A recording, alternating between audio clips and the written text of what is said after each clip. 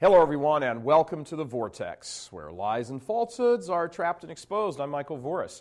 5 years ago, Cardinal Ratzinger was elected as the successor of St. Peter, and now he may be the most vilified figure on the world stage, at least in certain circles. Those circles include aggressive secularists, angry ex-Catholics, and some within the Catholic Church itself who still labor under the self-delusion that Vatican II was some kind of theological Woodstock. Even before the salacious attempts to link Benedict to the sex abuse scandals, he was already an object of hate for many. In 2008, he was dragged through the mud for comparing homosexuality with the destruction of the rainforests, except that he didn't do that. In that speech, he never even mentioned homosexuality. Then there was the dust-up over the issue of condoms when a journalist asked him about that on his way to Africa on his plane. His opposition to the use of condoms was and continues to be blamed for helping to cause the death of millions. But all the bad publicity never mentions the actual scientific evidence which points to the truth that no condom campaign has ever succeeded in reducing the spread of HIV/AIDS. What does work, however, are fidelity campaigns, what the Pope and the Church have always taught. Even when a renowned Harvard professor came out in support of the Pope and his position, the media ignored him. Incoming rounds are launched from every imaginable quarter, from Jews, Protestants, Muslims, and every other religion. The Pope and the Church are raked over the coals for the teachings on homosexuality and human sexuality generally. They are especially torn to pieces over their promotion of the right to life of the unborn. They are attacked over their defense of marriage.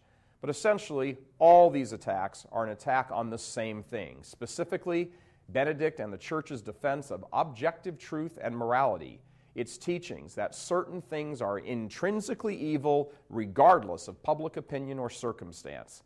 In an age of moral relativism and a hypersensitivity to ever giving offense, nothing is more offensive than the person who declares, "Not all truths are equal.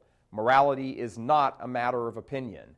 Not all religions are equally true, and not all lifestyle choices are equally valid." The Church declares infallibly that sex has an objective meaning and purpose, and that one such purpose is procreation.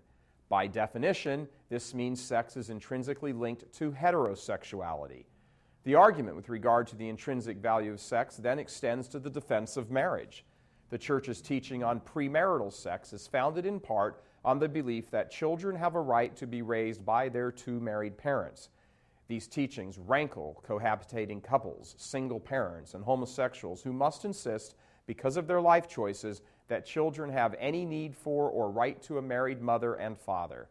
The Church will never accept that because God does not accept that.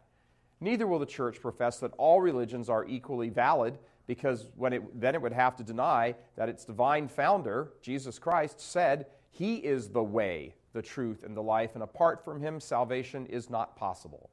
Relativists claim to treat all points of view equally, but the truth is that they put to scorn anyone who denies relativism.